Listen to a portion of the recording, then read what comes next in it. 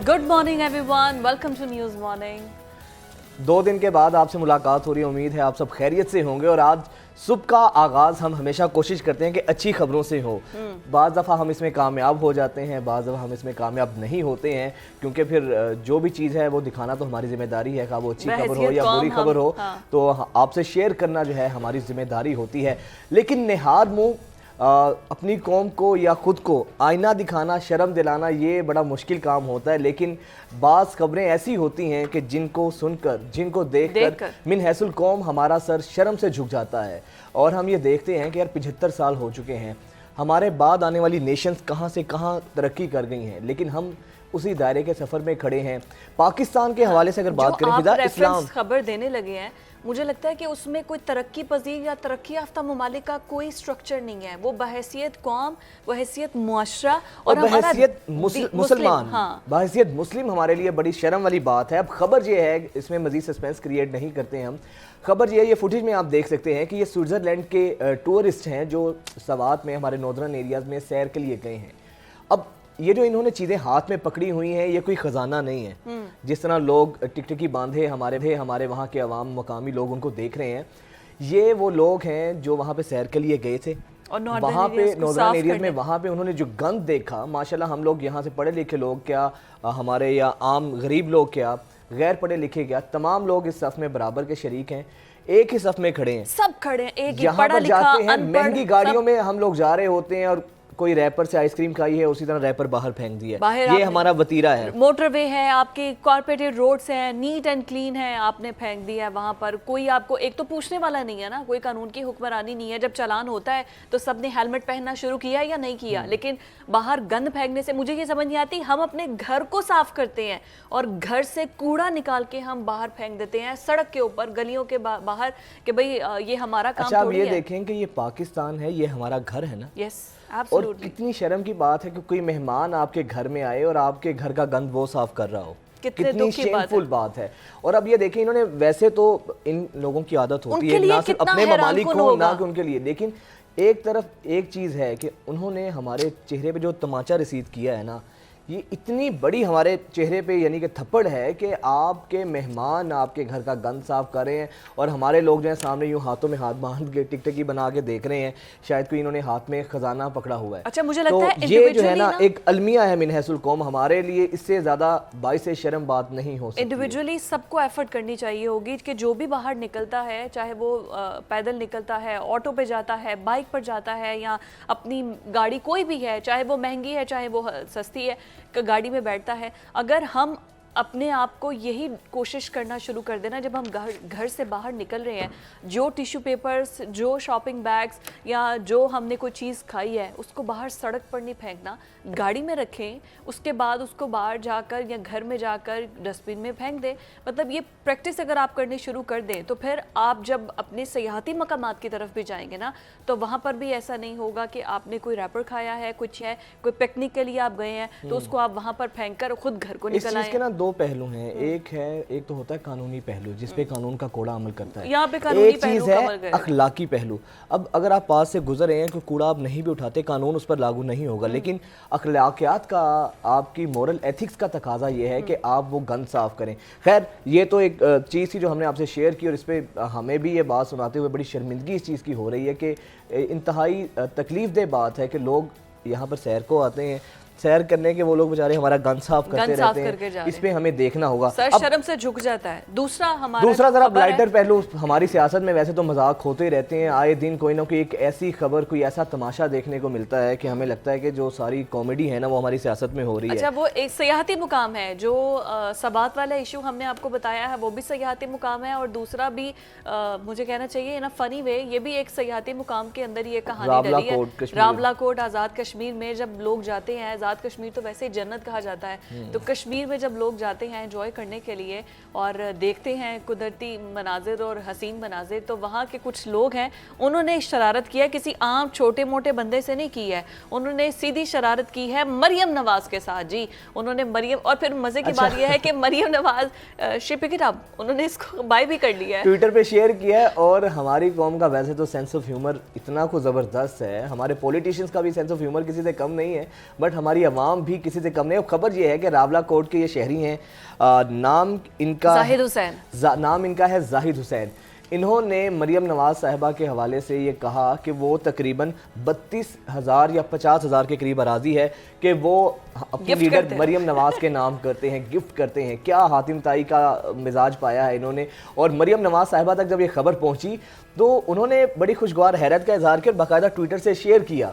लेकिन इतनी मोहब्बत का शुक्रिया, आगे उन्होंने इमोजी भी बनाई हाथ इतनी जोड़ने मोहब्बत वाली। का शुक्रिया। लेकिन असल में खबर ये है कि वो जिन साहब ने की है, एक तो उनका जहनी तवाज़ुन ठीक नहीं है, और दूसरी कि ये जो 32,000 या 50,000 एकड़ ज़मीन है वो इतनी किसी की है ही नहीं है वहाँ पे। वहाँ पर अच्छा ये है मोरूसी मलकियत है, और इसमें सिर्फ ये शख्स नहीं है, इसमें 300 और ख़ानदान है जो कि कह रहे हैं कि सब लोगों ने कब्ज़ा किया, मतलब एक दूसरे पर रजिस्ट्रीज कर करके वो सब लोग इसमें इन्वॉल्व हैं जो कि ये कह रहे हैं। एक तो ये कि आज़ाद कश्मीर के अंदर कोई भी पाकिस्तानी अपनी ज़मीन नहीं ख़रीद सकता है। आप लोग पाकिस्तानी जो है वो आज़ाद कश्मीर के अंदर ज़मीन नहीं ख़रीद सकते हैं। जो आज़ाद कश्मीर के रिहायशी हैं वही आपस में एक दूसरे से ज़मीन की ख़रीदो फ़रोख्त या लेन देन कर सकते हैं, या ज़्यादा से ज़्यादा आज़ाद कश्मीर का जो रिहायशी है वो अपनी बीवी के नाम पर ट्रांसफ़र कर सकता है। अच्छा फिदा, ये बात तो एक अपनी जगह ठीक है, लेकिन मैं ये बात कहता हूँ उसने क्या बुरा किया। जहाँ पे सियासतदान अपने वर्कर्स को सुहाने और सब्ज बाग दिखाते हैं, अगर एक वर्कर ने अपने लीडर को दिखा दिया सब्ज बाग, इसमें हैरत के यहाँ पे ना मुझे एक छोटा सा वो लतीफ़ा याद आ रहा है। हाँ। एक शख्स बादशाह के दरबार में हाजिर हुआ और उसने गाना गाया तो बादशाह को उसकी आवाज़ बहुत भली लगी। उसने कहा और गा। जैसे उसने गाना गाया तो बादशाह ने कहा कि इतनी अशरफियाँ इसके नाम, कहता है और गा। उसने और गाना गाया तो उन्होंने कहा जी ये वाली जो सल्तनत है इसकी गवर्नरी भी इसके नाम। उसको कहा मजीद गा। जैसे जैसे वो गाता गया उन्होंने क्या आसमान ज़मीन एक कर दिए, सल्तनत, अशरफियाँ और क्या कुछ उसके नाम कर दिया। तो वो घर गया तो उसने अपनी बेगम से कहा कि बस अब गुर्बत के डेरे ख़त्म, अब अच्छे दिन शुरू हो गए हैं, मैं एक जगह का गवर्नर बन रहा हूँ, इतनी अशरफियाँ बादशाह ने मेरे नाम कर दी हैं। तो 2 दिन गुजरे, 3 दिन गुजरे तो बादशाह के वो जो तरफ से ना कोई अशरफियाँ आई ना कोई गवर्नरी आई। लेकिन 3-4 गुजरने के बाद दिन उसने कहा कि मैं बादशाह सलामत की खिदमत में हाजिर होता हूँ कि वो कहाँ है वो असासे, वो गवर्नरी, वो ज़मीन जायदाद। तो जब बादशाह के पास वो गया तो उन्होंने कहा कि बादशाह सलामत मैं जान की अमान पाऊँ तो वो जो मेरे नाम पे जो मेरे खिदमात में आपने जो एजाज़ात किए थे, जो नवाजिशात की थी, वो तो मेरे पास आई नहीं। तो बादशाह ने कहा कि कैसी नवाजिशात, कैसे नामात, तूने मेरे कानों को खुश किया, मैंने तेरे कान किया, तो ये जायदाद ये चीजें कहाँ पे हैं? ये तो बिल्कुल एग्जैक्ट वही है। मरियम नवाज और जाहिद जहाँ पे हुसैन हमारे के साथ सियासतदान अपने वर्कर्स के कानों को खुश करते हैं तो ये पहला वर्कर है जिसने अपने लीडर के कानों को खुश किया। खैर अब जरा सियासत पे आ जाते हैं, सियासत पर आ जाते हैं। लाइटर नोट पे आपने सबका आगाज एक खबर के साथ जरा लाइटर नोट पे कर दें और ये आपको बताएं कि सिर्फ हमारे कायदीन ही सब्ज बाग दिखाने में आगे आगे नहीं, अब वर्कर्स भी बहुत से आने हो गए हैं, वो भी इस तरह के सब्ज बाग दिखाते हैं। सियासत से आप शुरू करें। मैं सियासत से जो बात स्टार्ट करूंगी वो इमरान खान लाइमलाइट है भाई, सियासत की इस टाइम पर वो जान है। मुझे एक बात की समझ नहीं आ रही, इमरान खान की सियासत इस वक्त ऐसे है, एक तरफ डायलॉग का अमल जारी है, दूसरी तरफ वो खुल्लम खुल्ला अफसरान का नाम लेकर उन पर तनकीद कर रहे हैं, डर्टी हैरी और अस्करी अदारों के जो रिप्रेजेंटेटिव हैं जो अपनी ड्यूटीज़ निभा रहे हैं, तो इमरान खान उनका नाम लेकर, बाकायदा नाम लेकर उन पर तनकीद कर रहे हैं। दूसरी जानिब जो दूसरा इदारा है अदलिया, एक इदारे की बहुत ज़्यादा तारीफ़ कर रहे हैं अदलिया की, और दूसरी जानिब एक इदारे को टारगेट कर रहे हैं। कह क्या रहे हैं पहले वो सुनिए। पाकिस्तान की तारीख में नहीं हुआ कि 4200 पॉइंट में सारे पाकिस्तान में लोग निकले, किसी शख्सियत के लिए नहीं निकले। अगर उन्होंने चीफ जस्टिस का नाम लिया तो चीफ जस्टिस का इसलिए नाम लिया क्योंकि वो आइन के साथ खड़े हैं। और ये जो अब गवर्नमेंट में बैठे हुए हैं 60% कैबिनेट करप्शन केसेस के ऊपर बेल पे है, ये अब पूरी कोशिश करें इलेक्शन से भागने की। मैं फिर निकल रहा हूं, मैं फिर जा रहा हूं पब्लिक में, मैं फिर जलसे कर रहा हूं, बुध से मैं जलसे कर रहा हूं, 14 तक करूंगा। और मैं आपको अब यकीन दिलाता हूं कि मेरी जो अगली कॉल होगी वो इससे ज्यादा लोग निकलेंगे। इमरान खान साहब की तो गुफ्तगू आपने सुनी, चीफ जस्टिस उमर अता बंदयाल साहब भी क्या फरमाते हैं, ज़रा वो भी मुलाहिज़ा फरमाएं।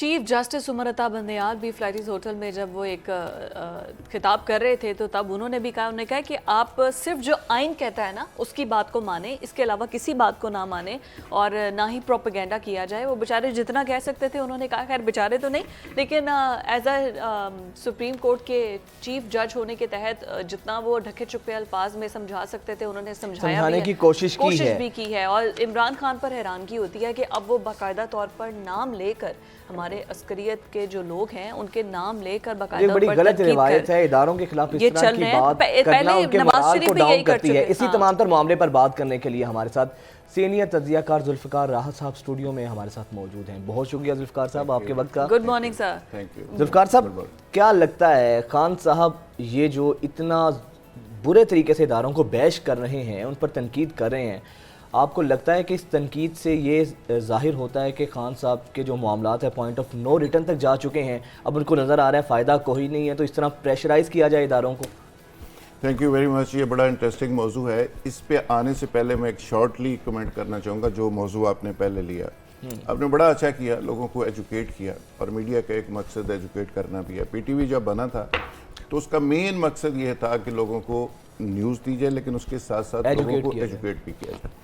تو یہ ایک بڑا زبردست ٹاپک تھا صبح کا آپ کا، اور اس سے پہلے ایک آسٹریلین امبیسڈر بھی لوگوں کو شرم دلوا چکے ہیں۔ مری کے اندر اسی طرح انہوں نے گند اکٹھا کیا، پھر وہ میڈیا کے سامنے آئے، پھر انہوں نے سوشل میڈیا پہ شیئر کیا۔ لیکن بدقسمتی یہ ہے کہ ہمارے لا کی جو انفورسمنٹ ہونی چاہیے وہ نہیں ہے۔ اگر پاکستانی یہاں سے نکلتا ہے اور دبئی کے ایئرپورٹ پہ وہ بہت اچھا ڈسپلنڈ شہری بن جاتا ہے، بندے کا پتر لاہور ایئرپورٹ کے اوپر وہ نہیں بنتا، تو اس کا مطلب یہ ہے کہ وہاں پہ زیرو ٹالرنس ہے، اور یہاں پہ زیرو ٹالرنس نہیں ہے۔ اور پاکستان کے اندر موٹر وے پہ آپ ایک طرح سے بہیو کرتے ہیں، موٹر وے سے آپ نیچے اترتے ہیں، چوک یتیم خانے میں آتے ہیں تو آپ اشارہ توڑنا، بدتمیزی کرنا، ٹریفک سارجنٹ کو بے عزت کرنا، اپنا حق سمجھنا۔ سو یہ انفورسمنٹ کے ایشوز ہیں، اور پوری دنیا کے اندر لیکچروں سے قومیں ٹھیک نہیں ہوتی، انفورسمنٹ سے ہوتی ہے۔ وہاں سعودیہ کا ایک چھوٹا سا واقعہ میں عرض کرنا چاہوں گا کہ کنگ کے پاس ایک بی بی سی کی ایک رپورٹر گئی، وہ انٹرویو کر رہی تھی سعودی کنگ کو۔ اس نے کہا جی آپ کی سزائیں، اسلامک سزائیں بڑی ظالمانہ ہیں، اب ہاتھ کاٹ دیتے ہیں، آپ یہ کر دیتے ہیں، بڑا ظلم ہے اور یہ وہ۔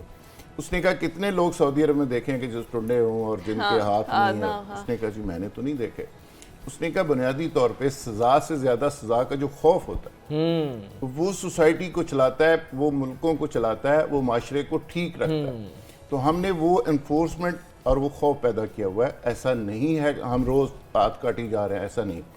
سو پاکستان کے اندر لا بڑی سپیڈ سے بنتے ہیں، انفورسمنٹ نہیں ہوتی، یہ ایک بدقسمتی ہے۔ بہرحال میں اپریشیٹ کرتا ہوں کہ آپ نے ایک بڑا اچھا موضوع لیا۔ اب آتے ہیں عمران خان کے اوپر ڈائریکٹلی۔ خان صاحب جو کچھ کر رہے ہیں، جس قدر وہ انقلابی بنے ہوئے ہیں آج کل، اگر تو جینون یہ نیلسن منڈیلا بن چکے ہیں اور وہ سمجھ رہے ہیں کہ انہوں نے پاکستان کی تقدیر کو بدلنا ہے، تو پھر سب سے پہلے تو ان کو جیل جانا چاہیے۔ جیل سے ڈرتے کیوں ہیں؟ ان کو سیدھا جیل جانا چاہیے، وہاں پہ جا کے مزید کتابیں پڑھنے کا موقع بھی ملے گا، کچھ سیکھنے کا موقع بھی ملے گا۔ پہلی چیز تو یہ ہے کہ ایسا نہیں ہے کہ وہ واقعی اس قوم کی کوئی تقدیر کو راتوں رات بدل دینا چاہتے ہیں۔ یہ الگ سبجیکٹ ہے، اس پہ گھنٹوں بحث ہو سکتی ہے کہ اس سسٹم کے اندر رہ کے کوئی شخص اس ملک کی تقدیر بدل سکتا ہے یا نہیں بدل سکتا، یا اس سسٹم کے اندر رہ کے کوئی ڈیلیور کر سکتا ہے یا نہیں کر سکتا۔ یہ الگ ڈیبیٹ ہے، یہ الگ ڈیبیٹ ہے۔ اور میں تو اس کو کہتا ہوتا ہوں کہ اگر بانی پاکستان کو قبر سے اٹھا کے صبح پرائم منسٹر آپ بنا دیں، وہ ایک مہینے کے بعد اس سے زیادہ گالیاں ان کو پڑ رہی ہوں گی، اور وہ کہیں گے کہ مجھے واپس اتھی چھڑ دو۔ سو یہ سسٹم آپ کا ڈیلیور نہیں کر رہا، سسٹم کلیپس کر گیا ہوا ہے۔ یہ میں بڑی غلط بات ایک کرنے لگا ہوں صبح سویرے، لیکن سچ یہ ہے کہ یہ ملک گورنیبل نہیں رہا۔ اس پہ بڑی ڈیبیٹ ہو سکتی ہے کیا ایشوز ہیں، لیکن سسٹم کے لوگ تو یہی ہیں نا، سسٹم چل بھی یہی رہا ہے، سسٹم چلا بھی یہی لوگ رہے ہیں، چہرے بدلتے ہیں لیکن بیک اینڈ پہ بھی وہی ہوتا ہے کہ ایک سٹیج ایسی آ جاتی ہے کہ اس سٹیج کے بعد پھر چیزیں چل نہیں سکتی، پھر آپ کو میجر ایک بڑا آپریشن کرنا پڑتا ہے، آپ کو ایک سرجیکل پورا آپریشن کرنا پڑتا ہے۔ ایک ہوتا ہے گولی سے نظام چل جاتا ہے، نزلہ ہوا، زکام ہوا، پھر کینسر ہو جاتا ہے کسی مریض کو، تو پھر آپ کو وہ حصہ کاٹنا پڑتا ہے۔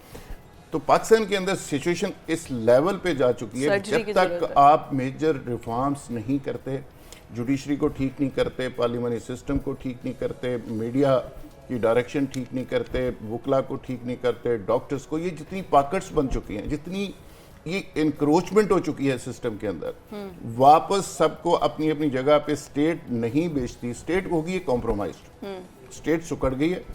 جس میں جتنی طاقت ہے جس گروپ کے اندر وہ اتنی زیادہ سپیس لے گیا، اور اسٹیٹ پیچھے ہٹتی سکڑ. لیکن ذوالفقار صاحب آپ نے بڑی مناسب بات کی ہے کہ سسٹم اس کو ٹھیک کرنا ہوگا، ہمیں اپنے سسٹم کو بہتر کرنا ہوگا. لیکن وہ کیا ہے کہ بیمار ہوئے جس کے سبب میر اسی عطار کے لونڈے سے دوا لیتے ہیں، جنہوں نے سسٹم ٹھیک کرنا ہے اس کی خرابی کی وجہ. اب واپس اسی پہ آتے ہیں. عمران خان صاحب کے سلوگنز ٹھیک ہیں، عمران خان صاحب بڑی بڑی باتیں کر رہے ہیں. عمران خان صاحب ایک ہی وقت میں 8-10 سیگمنٹ آف سوسائٹیز کو ساتھ لے کے چل رہے ہیں. کوئی شخص اس طرح بات نہیں کرتا. میں چونکہ گراؤنڈ ریئلٹیز کا آدمی ہوں، سڑکوں پہ ہم سارا دن پھرتے ہیں، چیزوں کی فیڈ بیک کا ہمیں ہوتی ہے کہ کون کہاں کھڑا ہے. پلانس بنانے والوں کو تو شاید اتنی سمجھ نہیں ہوتی، اس لیے پلان فیل ہو جاتے ہیں. عمران خان پہلی چیز تو یہ ہے کہ اوورسیز پاکستانی سارے کے سارے اس کے ساتھ کھڑے ہیں. سابق فوجی افسران کھڑے، یوتھ کی اکثریت کھڑی ہے، اینٹی اسٹیبلشمنٹ پاکستان کے اندر ایک بڑا انفلوئنشل طبقہ ہے وہ کھڑا ہے. رائٹ ونگ ایک ہوتا تھا پاکستان کے اندر مذہبی طبقہ جو ہر حکمران کے خلاف استعمال ہوا، مشرف صاحب کے خلاف ہوا، بھٹو صاحب کے ہوا، نواز شریف کے خلاف استعمال ہوا. یہ رائٹ ونگ، یہ مذہبی طبقہ، یہ مذہب کارڈ. عمران خان صاحب نے بڑا سمارٹلی مذہب کارڈ بھی جیب میں ڈالا ہوا ہے. اس کے ساتھ ساتھ اینٹی ڈرون، امریکہ پاکستان کے اندر بہت بڑا ایلیمنٹ ہے. یہ کچھ 10 قسم کے سیگمنٹ آف سوسائٹیز ہیں. عمران خان ان سب کو ایک ہی وقت میں، اس کو چکر دینا کہہ لیں، اس کو موبلائزیشن کہہ لیں، اس کو سب کو ساتھ ملا کے کیش کروا رہے ہیں، کیش کروانا سمجھ لیں، اس کی تعبیر ہو سکتی ہے. لیڈر بنیادی طور پہ خواب فروش ہوتا ہے، وہ خواب بیچتا ہے. عمران خان صاحب کو زیادہ ہی بیچتے ہیں. اور خان صاحب اور عمران خان صاحب کے اندر گاہک بھی موجود ہیں، گاہک موجود ہے، بڑی وافر تعداد. اس کی وجہ یہ ہے کہ باقی جو حضرات ہیں نا، میں ان کو کہتا ہوں بہت سارے لوگوں کی شکلوں پہ ایکسپائری ڈیٹ اس لیے لکھی جا چکی ہے کہ وہ بیچارے حال میں بھی زندہ نہیں ہے، صرف ماضی کے اندر زندہ ہے. عمران خان فیوچر کی بات کر رہا ہے، وہ حال سے 2 سٹیپ آگے کھڑا ہے. اب وہ جو خواب بیچ رہا ہے یہ پورے ہو سکتے ہیں یا نہیں ہو سکتے، اس پہ بھی ڈیبیٹ ہو سکتی ہے. بات آپ نے جو بنیادی پہلے بات کی تھی اس پہ آتے ہیں. عمران خان صاحب جو بات کر رہے ہیں وہ سمجھ رہے ہیں کہ وہ سیل ہو رہی ہے، بک رہی ہے. لیکن سوال یہ ہے کہ عمران خان کی جو گفتگو ہے، کیا اس کو بیچنے سے، اس کو بڑا بننے سے اور اس کی واہ واہ کرنے سے، ویورشپ ہونے سے، سوشل میڈیا پہ وائرل ہونے سے، اداروں پہ دباؤ بڑھانے سے کیا پاکستان کا کوئی بھلا ہو سکتا ہے؟ نہیں، بالکل نہیں.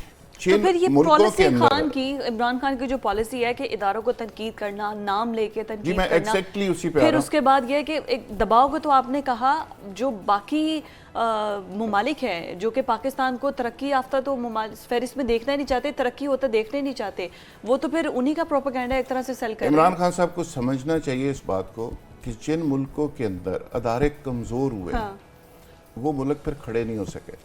آپ شام کی مثال لے لیں، آپ عراق کی مثال لے لیں، آپ افغانستان کی بات کر لیں. وہاں پہ فوجیں اتنی مضبوط ہوا کرتی تھی کہ پوری ریجن ان سے ڈرتی تھی. صدام حسین سے آپ کو پتہ ہے کون کون پورے علاقے میں ڈرتا تھا. لیبیا کی مثال جب وہاں پہ فورسز ختم ہوئی، وہاں پہ ادارے تباہ ہوئے، پھر وہ ادارے کھڑے نہیں ہو سکے. افغانستان کے اندر جب فوج تباہ ہوئی، پورا سسٹم کلیپس کر گیا، تو اس کے بعد 49 ممالک نیٹو کی شکل میں اربوں ڈالر لگا کے نہ پولیس کھڑی کر سکے، نہ فوج کھڑی کر سکے، اور آج تک وہ بھگت رہے.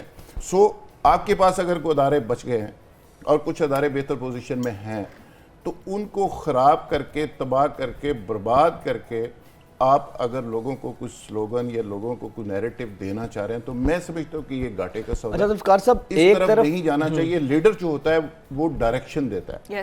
لیڈر کا مطلب سیف لینڈنگ بھی ہوتا ہے. لیڈر کا مطلب یہ نہیں ہوتا کہ جہاز سیدھا دیوار میں ٹھوکنا ہے. لیڈر کا مطلب یہ ہوتا ہے کہ اس سیف لینڈنگ بھی کرانی ہے. اپنے لوگوں کو ڈنڈے بھی اتنے نہیں مروانے ہوتے.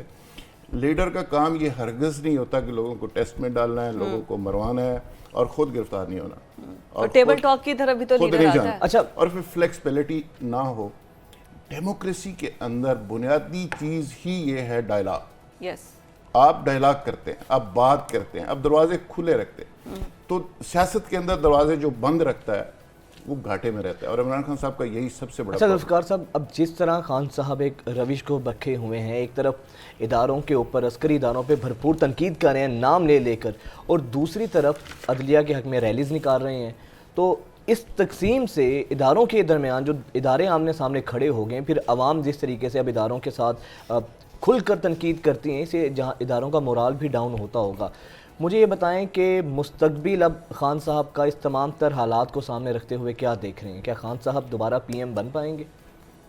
دیکھیں، میں بڑی بنیادی طور پہ وہ جو نکات ہیں جو کسی کی کامیابی ناکامی پرائم منسٹر بن کے ڈلیور کرنا، یہ وہ ساری ان چیزوں کو میں بنیادی طور پہ ڈسکس کر رہا تھا. یہ ایک چھوٹی چیز ہے وہ پرائم منسٹر بنتے ہیں نہیں بنتے. سوال یہ ہے پرائم منسٹر بننے کے بعد کریں گے کیا.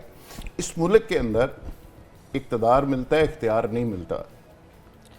اگر اقتدار لینا ہے دوبارہ، پہلے 3 سال کے بعد آپ ذلیل و رسواؤ کے سائڈ پہ ہو گئے، پھر 1 سال کے بعد ہو جائیں گے. 1 سال سے زیادہ نہیں. اس میں بھی خان صاحب نے کہا کہ یہ بھی جنرل باجوہ نے کروایا، یہ بھی جنرل باجوہ نے کروایا. لہٰذا اس ملک کے اندر horse trading, mandate purchasing, corruption, commission, یہ 80 کی دہائی کے بعد میں یہ سارا گند اس ملک کی سیاست میں جب سے غیر جماعتی انتخابات اور یہ ایک ایسا ٹرینڈ ڈیولپ ہوا ہے اس ملک کے اندر. میری بیوروکریسی، آپ کی بیوروکریسی، نون لیگ کی، کاف لیگ کی، پیپلز پارٹی کی، اداروں کو تقسیم کر دیا گیا. میرے ججز، آپ کے ججز، حالانکہ پہلے ایسا نہیں ہوتا تھا. دیکھیں جس طرح یہ پاکستان کے اندر اداروں کی تقسیم اور اداروں کے اوپر تنقید اور اداروں کے اوپر چڑھائی کی جا رہی ہے. ایک پارٹی کہتی ہے جی یہ فیصلہ مجھے منظور ہے، دوسری کہتی ہے مجھے منظور نہیں ہے. اب ججز کہاں جائیں؟ اور ججز جس طرح سے میڈیا سے انفلوئنس لے رہے ہیں، جس طرح سوشل میڈیا سے لے رہے ہیں، اور جس طرح وہ کمنٹس کرتے ہیں، وہ ریمارکس دیتے ہیں، وہ کہتے ہیں نا ججز کے فیصلے بولتے ہیں، ججز نہیں بولتے. سو یہاں پہ یہ بھی ایک ٹرینڈ ہے. پوری دنیا کے اندر یہ ٹرینڈ نہیں ہے لیکن یہاں پہ ہے. سو مجھے ایک بعض اوقات ایسے لگتا ہے کہ ہم 1 دن پہلے آزاد ہوئے اور اپنی بیسکس طے کر رہے ہیں. یعنی کل ہم آزاد ہوئے تو ابھی ٹامک ٹوئیاں مار رہے ہیں، ٹکرے مار رہے ہیں کہ ہمارا لا کیا ہونا چاہیے، آئین کیا ہونا چاہیے، ججز کو کیسے بیہیو کرنا چاہیے، میڈیا کیا کرے. تو 74-75 سال کے بعد ہم ایک دائرے کے سفر میں اور آج بھی وہاں پہ بھٹک رہے ہیں. تو عمران خان صاحب بنیادی طور پہ چیز سمجھ گئے کہ باقی لوگوں نے بھی اسی طرح سروائیو کیا ہے، باقی لوگوں نے بھی اسی طرح پریشر ڈالا ہے. کل تک نون لیگ کے سارے لوگ اسی طرح اداروں کے اوپر کر رہے تھے. تو اگر ان کو کرنے کے بعد باری مل گئی ہے تو خان صاحب بھی بنیادی طور پہ پریشر اس لیے ڈال رہے ہیں. میں اندر کی بات آپ کو بتا رہا ہوں، کوئی بڑا انقلاب اس ملک میں نہ لانے کا سوچا جا رہا ہے نہ آنا ہے. وہ چاہ رہے ہیں کہ ریزنیبل انٹری مل جائے، رسپیکٹیبل مذاکرات کی مجھے مناسب طریقے سے باعزت طریقے سے انٹری مل جائے. تو اس کے لیے وہ پریشر چل رہا ہے. لیکن آگے سے ادارے نہ ڈائریکٹلی نہ انڈائریکٹلی، فون نہیں آ رہا، مصیبت یہ ہے. وہ آپ کروا دیں، کوشش کریں. فون جب آگے کا چیزیں نارمل ہو جائیں. پتہ نہیں ان کی ایکسچینج خراب ہے یا کیا مسئلہ ہے. آئی گیس شیخ رشید کا یہ کل کا بیان بھی ہے نا کہ اگر جنرل باجوہ اور عمران خان، پرویز الہی کا ہے، اگر یہ 10 منٹ بھی ساتھ بیٹھ جائیں نا تو ان کے آدھے مسئلے حل ہو جائیں گے. بس 10 منٹ کوئی ان کو ساتھ بٹھا دے. پرویز الہی نے کل کا یہ بیان بھی دیا. بہت شکریہ آپ کے وقت کے لیے. ناظرین، اتحال یہ ہے کہ واقعی جو راحت صاحب نے بولا ہے کہ سب لوگ نا بند گلی کے اندر ہیں، اداروں پر پریشرائز کر کے. اگر پہلے نون لیگ پریشرائز کر رہی تھی تو حکومت میں آ گئی ہے، تو اب عمران خان بھی اسی روش پر ہیں کہ شاید پریشرائز کرنے کے بعد وہ بھی دوبارہ اقتدار میں آ جائے. لڑائی صرف اقتدار کی ہے کہ جو پرائم منسٹر کی کرسی ہے اس جنگ میں ہمارے حکمرانوں کو، ہمارے سیاستدانوں کو اداروں کو متنازع بنانے کی روش جو ہے نا نہیں اپنانی چاہیے. یہ تمام سیاستدانوں کو اس بات کا خیال رکھنا چاہیے. ہمیں جانا ہے بریک پر. اسٹے ود اس.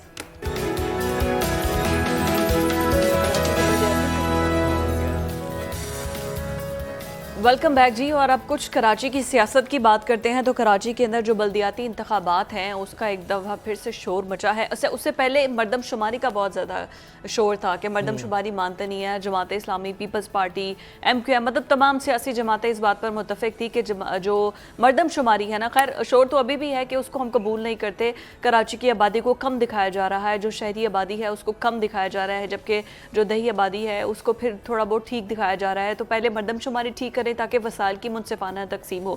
پھر اس کے بعد بلدیاتی انتخابات کے حوالے سے جو ہوئی تھی اس کے بعد انہوں نے کہا تھا کہ دوبارہ سے کچھ حلقے ہیں جہاں پہ دھاندلی ہوئی ہے وہاں پر دوبارہ سے انتخابات کروائے جائیں. کچھ ریزرویشن تھی جماعت اسلامی کو بھی اور کسی جگہ پر ریزرویشن تھی پاکستان پیپلز پارٹی کو بھی. تو ابھی کراچی کے اندر جو صورتحال ہے سٹیک ہولڈرز بڑی جماعتیں ہیں جس میں ایم کیو ایم بھی ہے, پاکستان پیپلز پارٹی بھی ہے, اور بلدیاتی لیول پر جو مین سٹریم جسے ملا ہوا ہے وہ ہے جماعت اسلامی. لیکن وفاق کے لیول پہ اگر کوئی سٹیک ہولڈر ہے تو وہ ایم کیو ایم بھی ہے اور پاکستان پیپلز پارٹی بھی ہے. پاکستان تحریک انصاف کے تو خیر استعفے منظور ہو چکے ہیں. کل کے حوالے سے جو آج کی جو خبر ہے, کل 11 نشستوں پر بلدیاتی الیکشنز ہوئے ہیں اور یہ انتہائی اہمیت کے حامل اس لیے تھے کہ کیونکہ ان 11 نشستوں نے طے کرنا تھا کہ کراچی کا میئر کون مضبوط امیدوار بن سکتا ہے. کیونکہ پیپلز پارٹی جو تھی اس وقت جو ہے پیپلز پارٹی تقریباً اس کی جو نشستوں کی اگر بات کی جائے تو 2 سے 10 نشستوں کا فرق ہے. 89 نشستیں ہیں جماعت اسلامی کی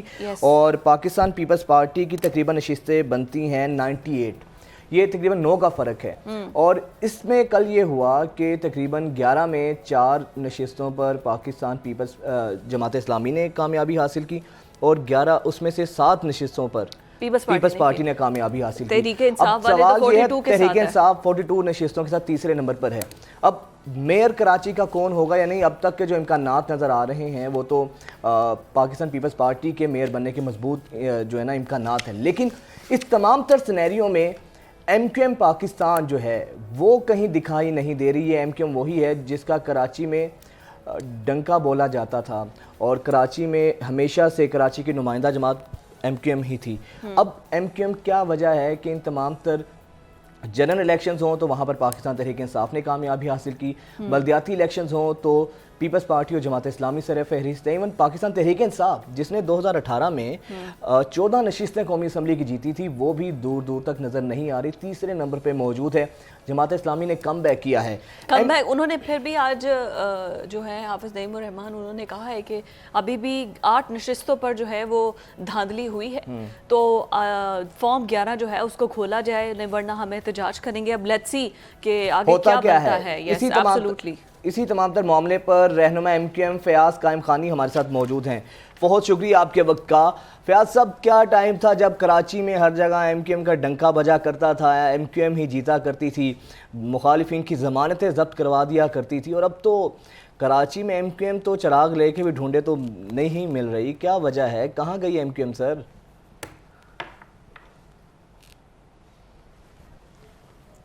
کراچی کو مجھے یقین مانے بہت ہنسی آ رہی ہے. اب بات آپ سنیں کہ ایک یو سی چیئرمین جو ہے وہ 150 پہ بن رہا ہے, ایک جو ہے 70 پہ بن رہا ہے, ایک 250 پہ بن رہا ہے. ٹھیک ہے, جو نتائج بلدیاتی انتخابات کے آئے ہیں وہ خود چیخ کے بتا رہے ہیں کہ ایم کیو ایم ہے. ایم کیو ایم کا بائیکاٹ عوامی جو رد عمل ہے وہ صاف ظاہر ہو گیا ہے. اب آپ اندازہ لگا لیں, ایک کے پاس 80 سیٹیں ہیں, ایک کے پاس 90 سیٹیں ہیں, ایک کے پاس 40 سیٹیں راؤنڈ اباؤٹ. اب آپ خود سوچ لیں, یہ تینوں مل کے اب تینوں کسی کنڈیشن میں نہیں ہے, کسی پوزیشن میں نہیں ہے کہ وہ اپنا میئر لا سکیں. ٹھیک ہے, اب ان میں جو پیپلز پارٹی یا جماعت اسلامی یا پی ٹی آئی کے ان کے بڑی چیئرمین جو ہے وہ 70 ایک آپ یقین کریں کہ نیو کراچی سے ایک چیئرمین 10 ووٹوں پہ آیا ہوا. ٹھیک ہے, اب یہ تو ان کی حالت ہے. اور جہاں تک بات ہے کہ آپ کا یہ سوال کہ ایم کیو ایم نظر کیوں نہیں آ رہی ہے, تو 2018 کے الیکشن پہ اب وہ تو ایک اوپن سیکرٹ ہو چکا ہے نا, اور سب کو پتا ہے جس طرح ہوا ہے. اب جنہوں نے کروایا وہ بھی کہہ رہے ہیں کہ کیسے ہوا ہے, جو لے کے آئے تھے وہ بھی کہہ رہے ہیں ہم کیسے لے کے آئے تھے, جو آئے تھے وہ بھی خود ہی کہہ رہے ہیں کہ ہم کیسے آئے تھے. یہ ہے 2018. اس وقت 2018 کو ہم تو یہ کہتے ہیں کہ 2018 کے الیکشن کو جو ہے نا پاکستان کے الیکٹرل بٹ سر 2018 میں تب بھی آپ پی ٹی آئی کی گورنمنٹ کا حصے دار تھے, ابھی نون لیگ کی اگر گورنمنٹ ہے اس گورنمنٹ کے بھی آپ حصے دار ہیں, تو 2018 سے 2023 جب آپ اس حکومت دونوں حکومتوں کے حصے دار ہیں تو الیکشن سے بوائیکاٹ کیوں, مطلب راہ فرار کیوں؟ آپ کو نہیں لگتا غلطی ہے, عوام کے سامنے آتے پتہ چل جاتا 10 ووٹ ان کے ہیں تو آپ کو کتنے ملتے؟ نہیں, میں ابھی آپ کو دیکھیں, اس کا ایک لاجک ہے. وجہ یہ ہے کہ ہم نے بلدیاتی انتخابات کا بائیکاٹ بہت، ہماری جو ریزرویشن تھی وہ بڑی لاجیکل ہے، وہ پروف ہو گئی ہے، خود پروف ہوئی ہے. آپ دیکھیں نا حلقہ بندیاں جو ہے ابھی پیپلز پارٹی نے 53 کے قریب یو سیز کراچی میں بڑھائی ہیں. اگر یہی 53 کے قریب یو سیز اس بلدیاتی الیکشن سے پہلے بڑھا دی جاتی، یا یہ دونوں پارٹی، چلو پیپلز پارٹی کو آپ چھوڑ دیں، پی ٹی آئی اور جماعت اسلامی کی ہم بات کرتے ہیں، یہ کم سے کم اتنا تو صبر کرتی کہ جو کسی لیول پہ تو ایم کیو ایم کو سپورٹ کرتی. آج جو اگر وہ 53 یونیورسٹیز بڑھ جاتی تو آج نتائج دوسرے ہوتے. جو حلقہ بندیوں پہ ریزرویشن ہے ایم کیو ایم کی ہے، وہی حلقہ بندیوں پہ ریزرویشن تمام جماعتوں کی ہے. سب یہ کہہ رہے ہیں کہ غیر منصفانہ حلقہ بندیاں ہیں، سب کہہ رہے ہیں متعصبانہ حلقہ بندیاں ہیں، لیکن کوئی اس پہ ایم کیو ایم کیونکہ بول رہی ہے تو ایم کیو ایم کو سپورٹ نہیں کرنا ہے. اب آپ دیکھیں ایم کیو ایم کے بلدیاتی انتخاب ووٹر لسٹ تقریباً غلط ہے. اچھا آپ کو فیاض بھائی آپ کی یہ باتیں بالکل بجا ہیں، آپ کی باتیں بالکل ٹھیک ہیں، یہ چیزیں ہونی چاہیے، حلقہ بندیاں ہونی چاہیے، سینسس صحیح ہونا چاہیے. لیکن سر آپ جب ووٹ آف کانفیڈنس کے لیے پی ایم کو الیکٹ کرتے ہیں، پی ایم کو ووٹ دیتے ہیں اور پی ڈی ایم اس وقت جو وفاقی حکومت ہے اس کے ساتھ کھڑے ہوتے ہیں، تو اسے تاثر یہ جاتا ہے کہ پولیٹیکل مائلیج کے لیے تو ایم کیو ایم شور مچا رہی ہے، لیکن جہاں پر بات کرنی چاہیے، جہاں پر اپنا مقدمہ سامنے پہ رکھنا چاہیے ان کے، اور وہ سنوائی بھی نہیں ہو رہی، اس کے باوجود وہ حکومت کا حصہ ہے، تو سر اس سے ڈبل سٹینڈرڈز کا تاثر جاتا ہے.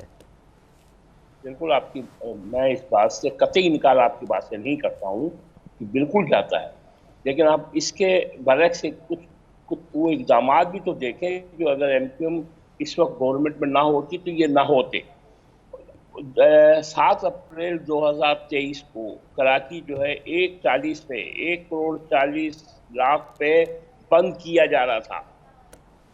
یہ سینسس ختم کی جا رہی تھی 1,40,00,000 پہ. آج کی فگر 1,85,00,000 ہے. یہ جو 3 دفعہ ٹائم اس میں ایکسٹینڈ ہوا ہے، یہ ایم کیو ایم نہیں کروایا ہے، یہ ایم کیو ایم ہی بار بار جا کے پرائم منسٹر سے اور وفاقی وزیر سے اور سینسس ڈپارٹمنٹ سے ملتی رہی ہے. ایم کیو ایم ہی اس میں شور شرابہ کر رہی ہے. اگر وہ 7 اپریل 2023 کو یہ بند ہو جاتی سینسس 1,40,00,000 پہ، آج 1,85,000 کا یہ فگر نہیں آتا.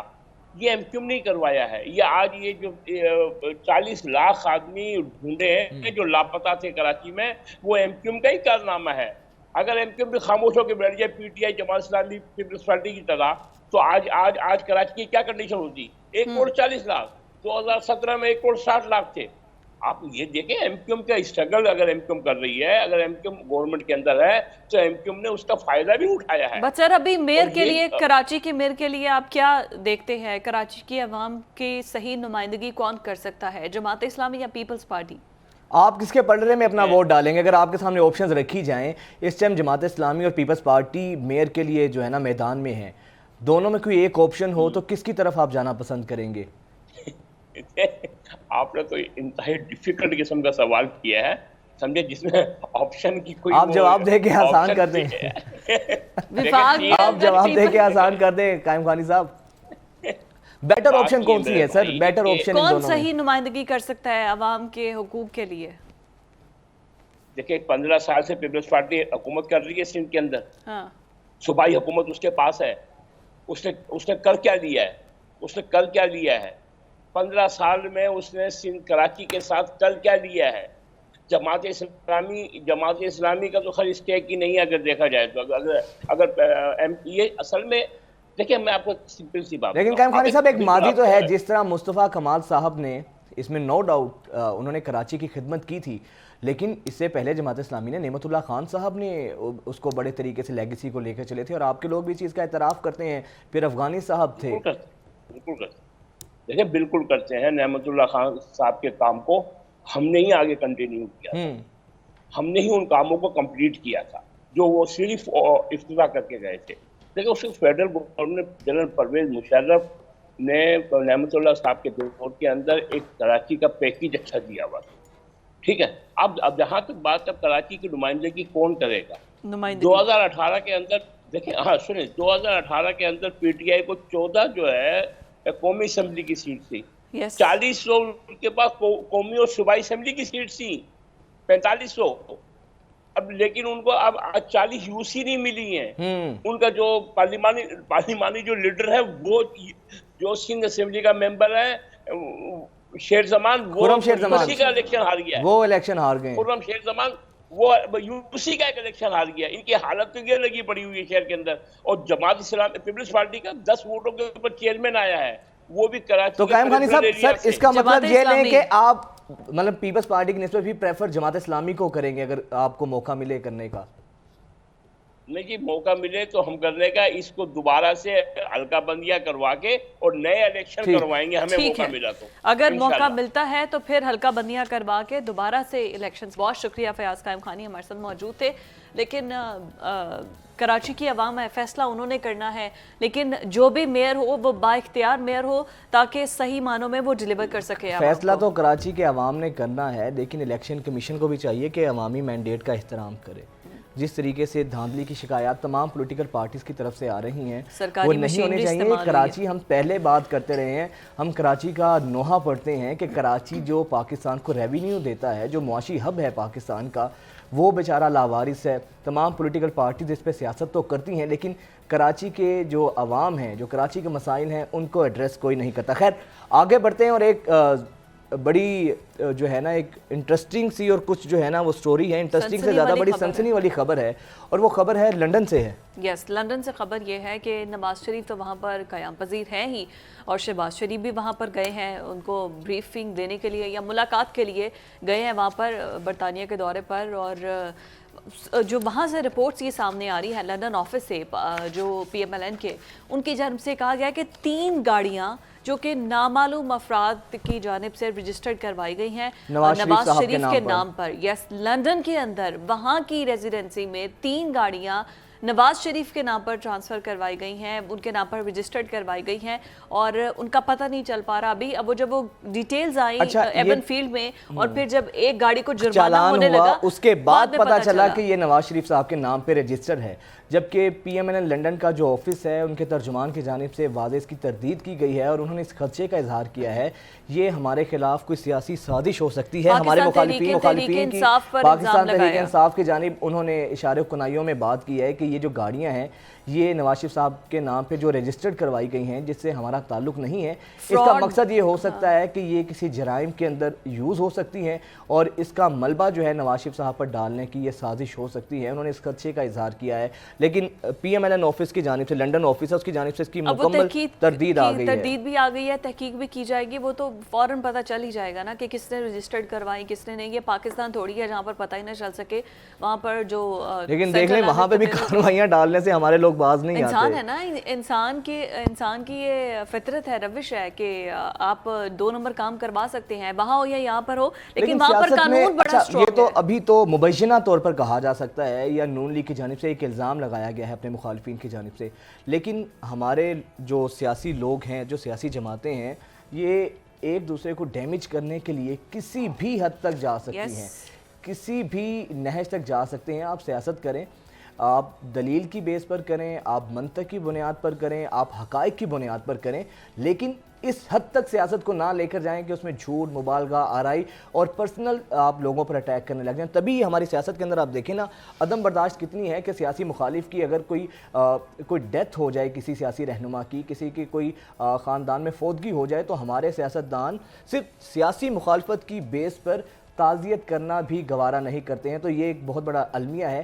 اتنی عدم برداشت ہونی چاہیے کہ آپ سیاسی خلافات کے باوجود ایک ٹیبل پر بیٹھ سکیں. تو یہ میرا خیال ہے کہ یہ ہمارے سیاستدانوں کو, پی ٹی آئی کے چیئرمین عمران خان نے کہا تھا کہ ان لوگوں کے گھر جو ہے وہ رشتے نہ کرنا, نون لیگ کے بارے میں کہتے گھر رشتے نہ کرنا. کلثوم نواز صاحبہ کی جب وفات ہوئی تھی تو ان کی تعزیت کے لیے ان کی طرف سے کوئی نہیں گیا تھا. ان کی ویڈیو بنانے کے لیے, اصل میں دیکھنے کے لیے کہ ہاسپٹل میں کہ وہ سچ میں بیمار ہیں یا نہیں, تو وہ ایک شخص نے اندر داخل ہونے کی کوشش کی تھی. مطلب اس حد تک پولیٹیکل ٹارگٹ کیا جا رہا تھا. وی ہیو ٹو گو نا بریک. ناظرین 10 بجے کی ہیڈ لائنز کے بعد حاضر ہوتے ہیں.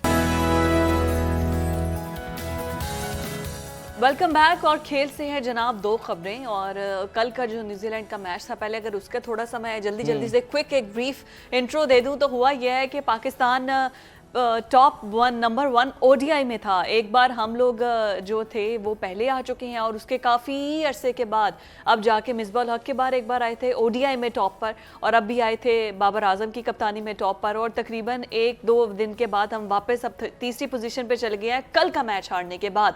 تو نیوزی لینڈ کی جانب سے کل کا جو میچ تھا وہ جیت لیا گیا ہے, اور ہمارے بیٹسمین, میں وجاہت کیا بتاؤں انہوں نے کیسی پرفارمنس دی ہے. بابر اعظم آؤٹ, محمد رضوان آؤٹ, پھر چچا افتخار, میں تو ان کو چچا افتخار ہی کہتی ہوں, چچا افتخار نے بڑا اچھا کیا, لیکن اینڈ پہ حارث جب آؤٹ ہوئے ہیں نا تو پھر اس کے بعد وہ اپنے 98 پورے سینچری جو ہے وہ سکور کر نہیں سکے ہیں. ایکچولی ہمارے کھلاڑیوں میں نا اتفاق بہت زیادہ ہے, وہ کہتے ہیں کہ آپ چلو آپ کے پیچھے پیچھے ہم بھی آ رہے ہیں, لیکن ایسی ٹیم جو کہ ورلڈ رینکنگ پر رہی ہے اس کے ساتھ جو بھارت سلوک کر رہا ہے یہ اس سے زیادہ الارمنگ چیز ہے. یعنی کہ آپ اپنی سیاست کو سیاست کی حد تک رکھیں. اب بھارت کے اندر جس طریقے سے پاکستان میں نہ آنے کی باتیں ہو رہی ہیں, اور BCCI تو مکمل طور پہ کہہ چکا ہے کہ ہم پاکستان کے ساتھ میچ کھیلنے کو تیار نہیں ہیں, اور ایشیا کپ کی میزبانی اس دفعہ پاکستان نے کرنی ہے. لیکن اس کے باوجود بھارت جو ہے وہی اپنی جو مذموم گندی سیاست ہے اس کو کھیل کے اندر لا کر دونوں ممالک کے عوام کو, جو اتنا ہائی وولٹیج ٹاکرا ہوتا ہے, اتنا زبردست میچ ہوتا ہے, تو ان دونوں ملکوں کے عوام کو میرا خیال ہے بھارت کو محروم نہیں کرنا چاہیے. سیاست کریں آپ اپنی سیاست پہ اختلافات رکھیں. وزیر خارجہ بلاول بھٹو گئے ہیں, جو آپ نے رویہ, سب سے پہلے تو میں تو یہ کہتا ہوں کہ اللہ دشمن جو ہے نا وہ بھی کم ظرف دشمن کسی کو نہ دے. اپنے مہمان کے ساتھ جو بھارت نے کیا آپ وہیں تک رہیں, لیکن کھیلوں کو بھی اتنا پلوٹ کر رہے ہیں, تو یہ میرا خیال ہے بہت بڑا المیہ ہے. اور ابھی تک سیٹھی صاحب اس چیز پر قائم ہے کہ اگر بھارت نہیں آئے گا تو ہم بھی ورلڈ کپ کے لیے بھارت نہیں جائیں گے. PCB نے بھی اپنا موقف جو ہے وہ لچک دکھانے کو تیار نہیں ہے, سخت ہے کہ وہ ہم لوگ بھی وہاں نہیں جائیں گے. دوسری جانب BCCI نے جو ہے وہ کر دیا ہے, انکار کر دیا ہے کہ ہمارے لڑکے جو ہیں نہ تو وہ پاکستان آئیں گے اور نہ ہی جو ہائبرڈ ماڈل دیا جا رہا ہے کہ کسی ایک وینیو کی طرف آئیں. اچھا, جو ایشین کرکٹ کاؤنسل ہے اس کے اندر بھی بھارت اپنی لابنگ مکمل کر چکا ہے. اب آئی ڈونٹ نو آگے کیا ہوتا ہے, یہ ایشین ٹورنامنٹ جو ہے وہ دیکھنے کو ملے گا یا پھر وہ جو 5 فریقی ایک ٹورنامنٹ ہے جس میں پاکستان آؤٹ ہو گیا, آئی ڈونٹ نو اب وہ ہوتا ہے کہ نہیں. ہمارے ساتھ ہمارے سپورٹس اینالسٹ فواد مصطفیٰ موجود ہیں. السلام علیکم فواد صاحب, گڈ مارننگ. اور مجھے یہ بتائیے کہ کیا ہم محروم رہیں گے اس سال بھی, کیا خبریں آپ کی کیا کہتی ہیں کہ انڈیا کے بغیر اگر پاکستان کو آؤٹ کرے, کیا ہماری لابنگ اتنی سٹرونگ نہیں ہے کہ ہم انڈیا کو آؤٹ کر دیں اور باقی سارے یہاں پر آ کر کھیلیں؟